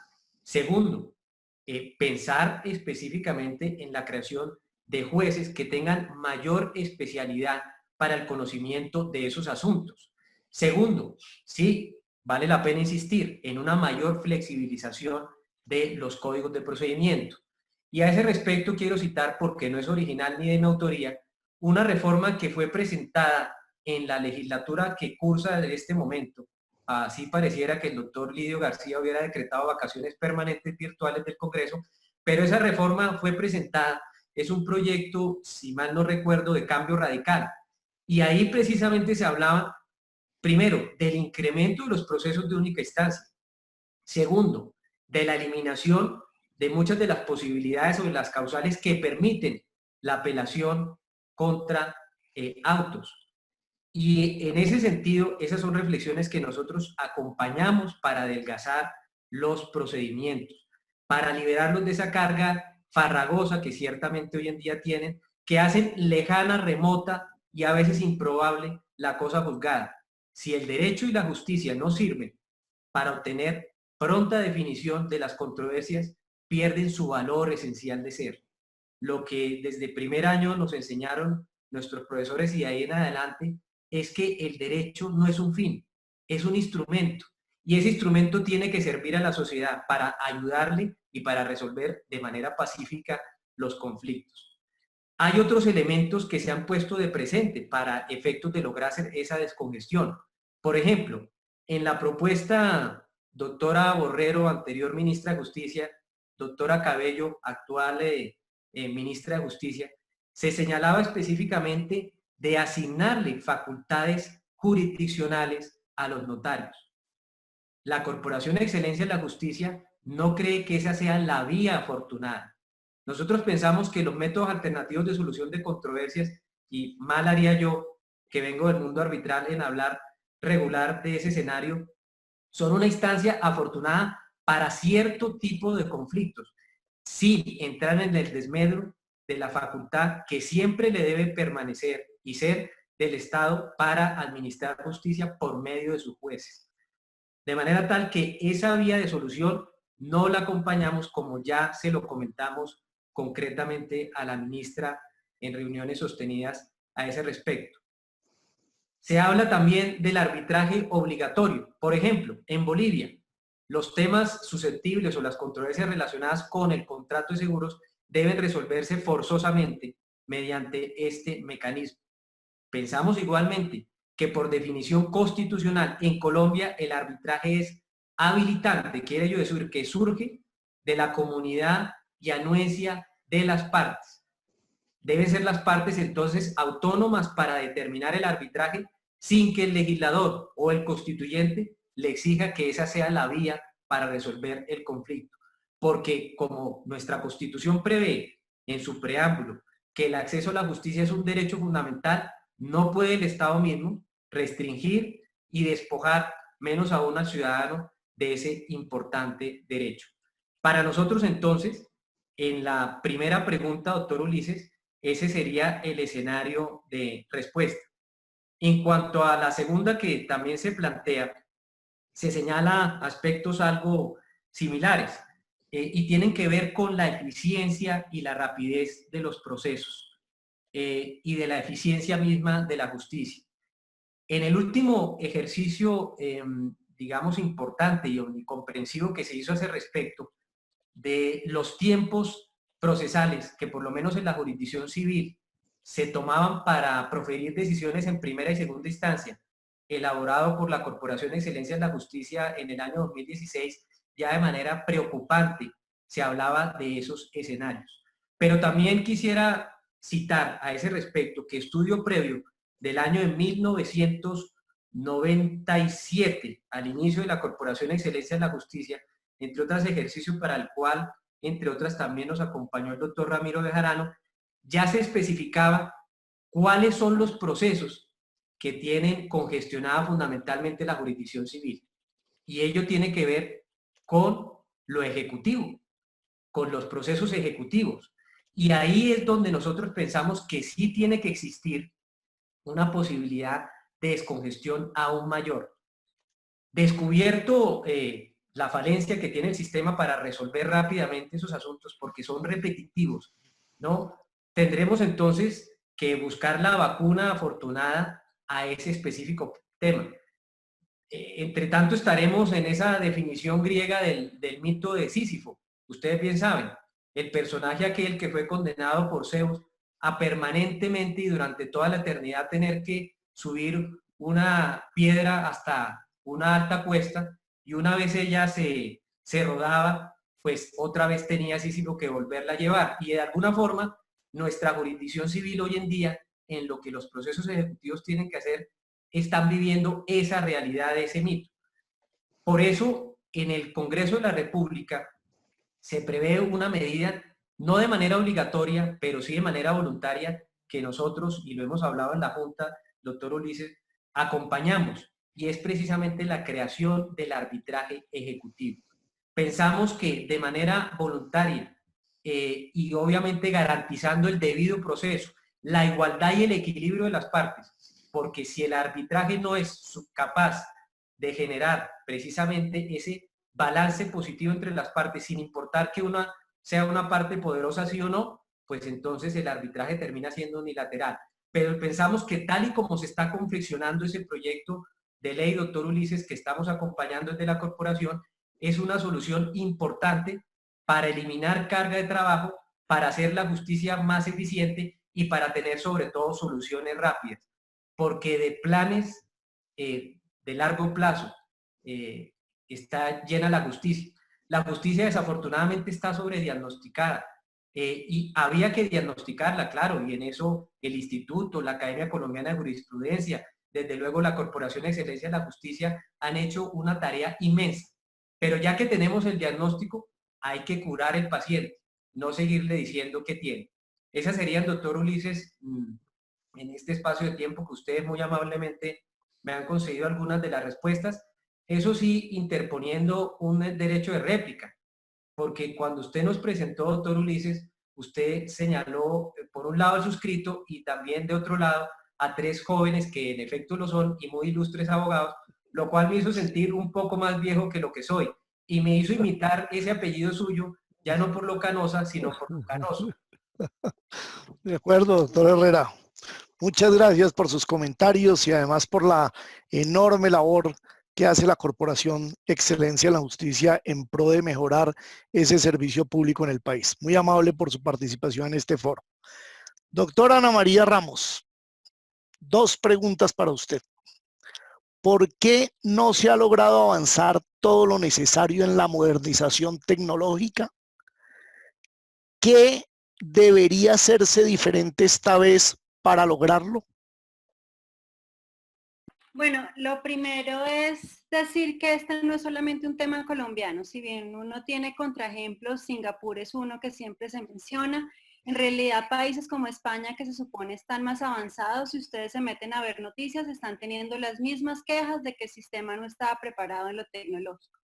Entonces, ¿qué tiene lo judicial? Ah, bueno, perdón, y si nos vamos a la Jurisdicción Especial para la Paz, vimos que tampoco tuvo un avance tecnológico rápido, que inclusive uno de los compromisos que tuvo en su momento cuando se declaró que había estado de cosas inconstitucional, dijo que uno de los compromisos fue implementar el sistema judicial electrónico como un expediente electrónico para organizar la información. Entonces, ¿qué es lo que tiene lo judicial que hace tan difícil la implementación tecnológica? No sé, yo lanzo una hipótesis posible y es que es un sistema en el que hay que coordinar muchas empresas distintas. Cada despacho es como si fuera una unidad, y entiéndanme bien, empresa en el sentido de unidad, no de empresa en el sentido privado. Una unidad que goza de cierta autonomía, que no solamente se ejerce en lo judicial, sino a veces también en lo administrativo. Y de otra parte, eso es una complejidad en la gestión, y de otra parte, un consejo superior que, digamos, yo creo, aunque no es el momento, digamos, de tener el espejo retrovisor, creo que es el momento de ayudar, creo que necesita una estructura que lo haga más eficaz y que genere también unas autonomías en las regiones para que se puedan hacer las cosas. O sea, cuando yo digo que hay despachos que han hecho cosas con las uñas, no quiere decir que ese sea el ideal. La idea es que, digamos, eso se juntara con los esfuerzos que deben venir del nivel central. Entonces, creo que la reforma del Consejo, la reforma no quiere decir constitucional interna del Consejo Superior para lograr una mayor eficiencia y gastar todos los recursos que recibe, que si bien son pocos en inversión, no se gastan, no es un tema de reforma de cúpulas. Estamos viendo en este momento que incide en cada movimiento de la justicia. Y es importante fortalecerlo para que lo haga cada vez mejor. La otra cosa es, yo creo que lo que dijo Ana es un punto central. Yo creo que no hay que seguir viendo esto como un tema de cliente-servidor. La comunidad jurídica nos incluye, el instituto y a la corporación. Creo que tenemos que estar más pendientes de lo que pasa con los avances en tecnología, ser más concretos en las propuestas que hacemos. Y digamos que yo diría que hay 3 cosas ya más de fondo que se podrían mejorar. De un lado, hay que avanzar como en los componentes conceptuales para la implementación tecnológica. Yo sé que ahorita todo el mundo está muy abierto a hacer todo por WhatsApp, por correo, etcétera, pero yo no me imagino el desorden dentro de un tiempo cuando haya miles de documentos, miles de comunicaciones que me digan dónde está el memorial que yo mandé y que el señor diga, ay, yo borré el WhatsApp, ¿sí? O yo borré, sí. Hay que empezar a estandarizar. El Consejo Superior tiene unas tablas de retención documental que nadie conoce, que sería un buen inicio para empezar a organizar esos documentos, hacer formularios en donde se estructure. Ustedes ven que si ustedes se meten en una entidad que ya tiene todo sistematizado, les ponen a poner los datos en formularios, no es como un discurso libre. Y eso tiene un propósito, y es generar, por ejemplo, las estadísticas que decía Ana, para que no se llenen con palitos y a mano. Yo creo que esa parte conceptual se puede ir avanzando.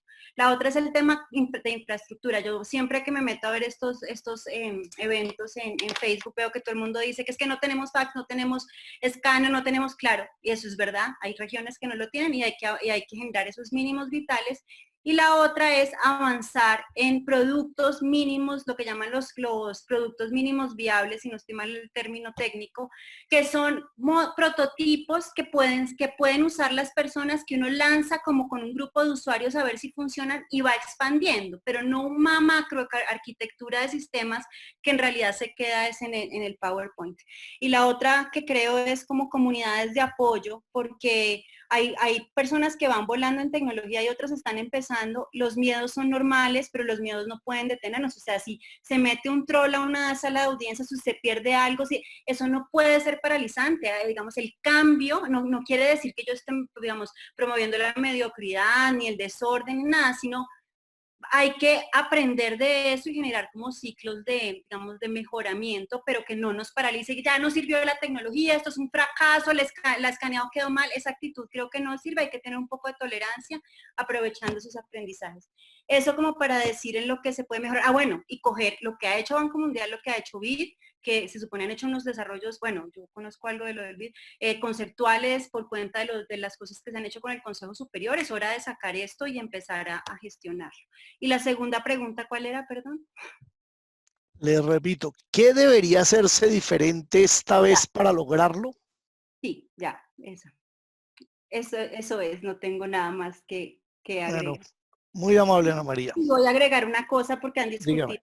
El tema de los cargos de descongestión y la planta de personal. Yo creo que definitivamente hay juzgados que no dan abasto. Es realmente una pesadilla, están supremamente congestionados, pero también creo que hay que tener de presentes los desequilibrios que hay entre los juzgados del país. Hay juzgados que pueden recibir, si las cifras son ciertas, menos de 20 casos al año, por lo que hay un juzgado en cada municipio, y hay ciudades capitales y municipios también que tienen unas cargas impresionantes. Quizás la tecnología nos ayude a una mejor también racionalización en las cargas de trabajo, adicional a la planta que se requiera para suplir las falencias que haya, sobre todo en algunas especialidades. Correcto. Muy amable, Ana María.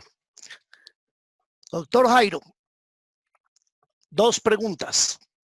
Primera, dijo usted que los ordenadores podrán hacerse cargo además de algunas actuaciones, incluso de decisiones, y que podrían llegar hasta hacer valoraciones probatorias. Ya hay experiencias incipientes en el mundo que demuestran que así será. Sin embargo, ¿no cree que esa justicia puede tener riesgos de parcialidad por la forma como se parametricen los programas, sesgos por la ideología de quien haga los desarrollos tecnológicos o por los intereses políticos de quienes ostenten el poder y controlen esa inteligencia artificial? Primera pregunta. Le voy a hacer la segunda de una vez. Usted hablaba de los casos de la Corte Constitucional y la Superintendencia de Sociedades. ¿Podría explicar un poco más cómo funcionan esos sistemas? ¿La inteligencia artificial podría ayudarnos con la descongestión judicial? Perfecto, bien.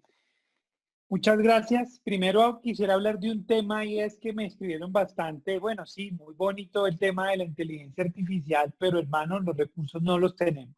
Y estoy de acuerdo. Ese es un punto central y es muy importante, digamos que por eso es mi invitación en primera medida a las autoridades administrativas que cuentan con funciones jurisdiccionales, porque el tema de los recursos puede ser un manejo mucho más fácil para ellos y puede servir de piloto para determinar si pueda servir o no para la administración, para la rama judicial. Y es muy importante porque muchas veces se votan a implementar inteligencia artificial cuando en realidad no se necesita y pueden ser soluciones tecnológicas sumamente económicas y que traen grandes beneficios. Entonces, estoy de acuerdo con el tema de los recursos. Sé que es un punto muy complejo, sé que incluso algunos despachos tienen computadores pues, que no están para nada actualizados. Hay muchísimas limitaciones, lo sé, y por eso mi invitación es en primera medida, como les decía, a que estas autoridades con funciones jurisdiccionales que pueden tener más fácil el acceso a los recursos puedan implementar los pilotos y eso nos sirva como primeras aproximaciones de experiencia. Y obviamente este tema va a ser un tema que se va a dar con posterioridad, digamos que no es algo que se va a generar ya. Sobre la pregunta que me hacían de los sesgos que puedan generarse para aquellos que diseñan estos algoritmos, es una de las críticas que siempre se han generado y por eso muchas veces, por ejemplo, para el caso de Compass, se ha buscado o se ha impulsado que estos algoritmos sean públicos. ¿Por qué? Porque si el algoritmo es público, digamos que hay casos en donde incluso ni siquiera los mismos desarrolladores pueden tener ese control, pero en principio que el algoritmo sea público de forma tal que se pueda auditar y se pueda determinar cómo llegó a esa decisión. Y es muy importante, la justicia, digamos, automática, creo que ese es el último eslabón al que se debe llegar. Y casi todos aquellos desarrolladores, incluso personas que han estudiado con mucho detalle el tema, consideran que siempre, digamos, lo que genere el sistema debe ser una opción para que el juez la controle, para que una persona, el juez la controle, la mire si le gusta o no, no que sea justicia automática. Entonces creo que una de las formas de solucionarlo eventualmente puede ser que sea abierto estos algoritmos, que se genere una auditoría importante y en tercera medida esa justicia automática sí creo, digamos, que es la que va a generar mayores debates y creo que ese debe ser el última postura y debe estar todavía mucho más lejos. Creo que en lo que estamos, lo más importante, lo que se debe mantener es siempre un control por parte de un humano. Y la otra pregunta era, ¿cuál, perdón? Usted hablaba de los casos de la Corte Constitucional y la Superintendencia de Sociedades, que explicara un poco más cómo funcionan esos sistemas. Ah, bueno. En primera medida, también quisiera hablar, antes de esto, detallarlo, es siempre, y aquí hablamos siempre del cambio tecnológico, pero ¿cómo debe ser ese cambio tecnológico? Yo les hablaba del Laboratorio de Ciberjusticia, y hay unos artículos muy interesantes sobre el tema, es cómo debe ser ese cambio tecnológico. Y hay algunas etapas tecnológicas que son muy difíciles o incluso imposibles para aquellos que no manejan con tanta facilidad la tecnología o no tienen acceso a ella. Y esto, por supuesto, lo que hace es agravar el problema, pero la respuesta muchas veces puede ser o no debe ser impedir el avance.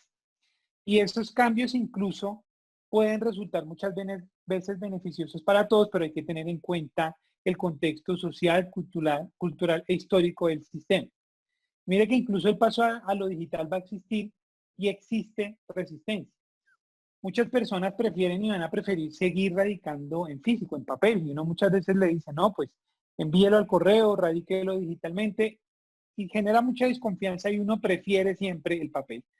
Entonces hay que tener en cuenta la resistencia que puede generar, y por eso es que normalmente lo que se busca es que el cambio sea poco a poco para que la resistencia de las personas frente a esa nueva tecnología no sea, digamos, tan fuerte, y sobre todo que se haga un estudio juicioso de si es necesario y sobre todo si los sistemas anteriores pueden ser compatibles con los nuevos. Y ya hablando del caso de la Superintendencia de Sociedades, les decía, es una aproximación a inteligencia artificial. Ese primer desarrollo que tienen no es inteligencia artificial, pero lo que ellos intentaron, o el estudio, en este caso que se presentó de la Superintendencia de Sociedades, es qué solución tecnológica podemos presentarle, una solución, digamos, sencilla, tecnológica, y sobre todo de cara al usuario. Sobre todo de cara al usuario, ¿y por qué? Porque muchas veces pasaba que se presentaban muchísimas demandas sobre los mismos temas, sobre una línea jurisprudencial que ya estaba muy clara. Entonces, el objetivo de Ciarelis era disminuir esa curva de aprendizaje también, tanto de los usuarios, pero también de los nuevos funcionarios, y alimentar la coherencia de las decisiones que ellos estaban teniendo. Y es que esta delegatura ha tenido importantes avances tecnológicos, logró ser completamente digital, el expediente digital, audiencias online, la proyección de documentos con plantilla, tecnificar varios aspectos, y eso es lo que puede permitir muchas veces las autoridades administrativas con funciones jurisdiccionales que les hablaba. Y además se limitó ese árbol de decisión para aquellos casos en donde había una línea jurisprudencial muy clara. Y mire que lo que yo les hablaba, casi el 90% de las demandas que se presentaban era sobre esas líneas que el resultado estaba, digamos, en principio muy claro. Entonces la idea fue repensar cómo le aclaremos a ese usuario de una forma más amigable, que entienda cuál es la línea del despacho. Y esto ha permitido relaciones exitosas, también por supuesto ha generado crítica, y la idea de ellos es mejorar, como les explicaba, trabajar sobre la base de Ciarelis al punto que se acerque mucho más a la inteligencia artificial y le arroje una decisión mucho más precisa y que sea mucho, mucho más amigable. Y en el caso de la Corte Constitucional es un plan piloto. Prometeas, de origen argentino, ha desarrollado varios proyectos en Argentina e incluso ha desarrollado proyectos para la Corte Interamericana de Derechos Humanos, no todos con inteligencia artificial. Muchos de ellos han sido simplemente automatización. Y en el caso de la Corte Constitucional, el piloto es específicamente para los temas de salud, para ayudar a los magistrados en el tema de la selección. Pero también ha generado bastantes críticas, pero apenas está en piloto. Esperemos pues cómo avanza el tema, pero lo que les decía, definitivamente tenemos que estar listos, y creo que la invitación o los primeros que podrán desarrollarlo es aquellos despachos que estén mucho más avanzados en temas tecnológicos, en especial, pues repito, aquellas autoridades administrativas con funciones jurisdiccionales que han dado muy buenos resultados. Todavía hay enemigos que las autoridades jurisdiccionales, las autoridades administrativas tengan funciones jurisdiccionales, pero han dado muy buenos resultados. Creo que eso, ahí respondí las dos preguntas. Muchas gracias. De acuerdo, quedaron contestadas las preguntas. Es un tema que hay que seguir, y precisamente por eso el concurso de semilleros del Congreso Colombiano de Derecho Procesal que se hará este año es sobre la inteligencia artificial en la administración de justicia. Doctora Ana Bejarano, tus preguntas. Dijo usted que hay muchos retos, que la modernización no es solo tecnología y que se requieren más elementos. ¿Qué se requiere para que lo que se hace fácil hoy en la vida se pueda hacer igual de fácil en los procesos? ¿Por qué si no tengo que autenticar nada para adquirir bienes y servicios, debo hacerlo para probar según algunos juzgados? ¿Por qué si yo puedo aceptar un contrato con un email o un mensaje, no lo puedo acreditar igual en un proceso judicial? Y la segunda pregunta de una vez, ¿cómo debe ser ese cambio tecnológico del que usted habló de cara a las resistencias de innovación, actualización y modernización de algunas personas que tienen que ver con la justicia, abogados y jueces? Bueno, dijo el doctor Canosa que iba a tratar de corcharme. Creo que lo logró. No, mentira. Pues empiezo por la segunda porque realmente una pregunta que hemos estado pensando en el instituto desde hace mucho tiempo. Es realmente lo que me acercó a mí al instituto hace 10 años como semillera de la Universidad de los Andes. Y en ese concurso hablamos de la resistencia. En ese entonces eran las resistencias al cambio a la oralidad. Y nos hacíamos era un poco, ¿qué está pasando en la cultura jurídica para que estos cambios de la oralidad que están introducidos en el código desde el 89 es posible hacer un proceso oral? ¿Por qué no lo hemos logrado realmente o 100% en nuestro sistema judicial? Y eso se debe mucho, sí, a lo que orienta el doctor Canosa en la pregunta, y es las resistencias de los funcionarios, de los usuarios, de las personas que componen esa cultura jurídica. En ese entonces, nosotros tímidamente, era la primera vez que la Universidad de los Andes participaba en el concurso de los semilleros, y recuerdo que nos preguntaban si en los Andes veíamos procesal. Había gente que nos preguntaba, yo no sabía que en los Andes veían procesal, y nos daba risa porque nuestra aproximación de pronto al derecho procesal era menos meticulosa que claramente ocurre en otras universidades, pero nosotros estábamos tratando de verlo también desde una perspectiva sociológica. Por eso es que el doctor Parra dice que él es el dueño de mi pase. Y yo sí le doy parte de ese pase al doctor Parra, porque eso nos hizo empezar a pensar mucho en los Andes en estos temas. Y la conclusión fue, después de ver una cantidad de experiencias a nivel internacional, es que esas resistencias particulares de las personas conducen a que en la cultura jurídica sea imposible introducir cambios tan estructurales en periodos cortos de tiempo. ¿Cómo hacemos para que las resistencias tecnológicas se superen? Por ejemplo, en Chile es un caso interesante. Hicieron un retiro masivo una jubilación masiva de jueces, y eso condujo pues como también un poco como a que ciertas personas que por su formación, digamos por la manera en que se aproximaban al derecho, era imposible que usaran la tecnología como lo requería el sistema, entonces se hacían parte digamos, el sistema los utilizaba de otra manera, ¿sí?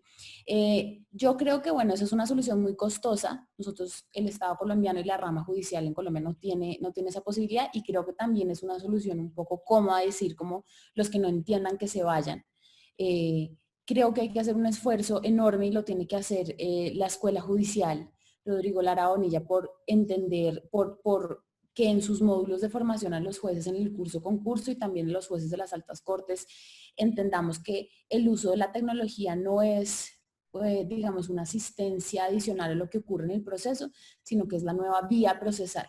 Y como vía procesal tenemos que diseñarla todos como una cultura jurídica que sea capaz de aproximarse a esta nueva forma de justicia, esa nueva expresión de la justicia. Y obviamente ese es un tema 100% de formación. Creo también que además del tema de la formación es importante lo que decía Ana María un poco, y es que exista la tecnología.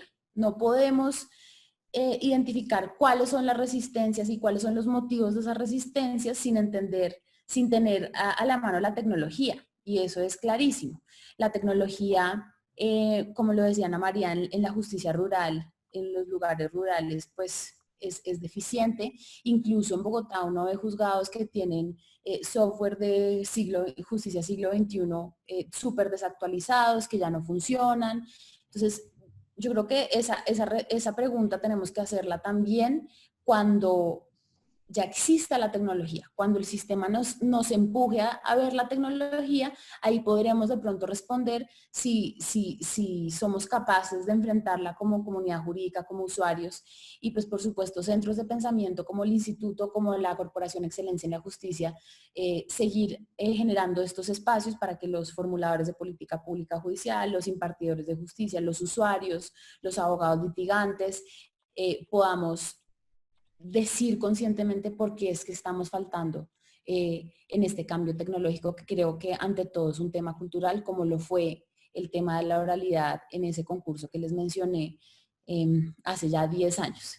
Frente al tema de los estándares probatorios, un poco, digamos que yo creo que sí hay una sensación común en la población que hace parte también como de esa percepción tan ajena que tenemos, tan ajena que tiene la ciudadanía del sistema de justicia y de falta de confianza, es también como que parece otro idioma.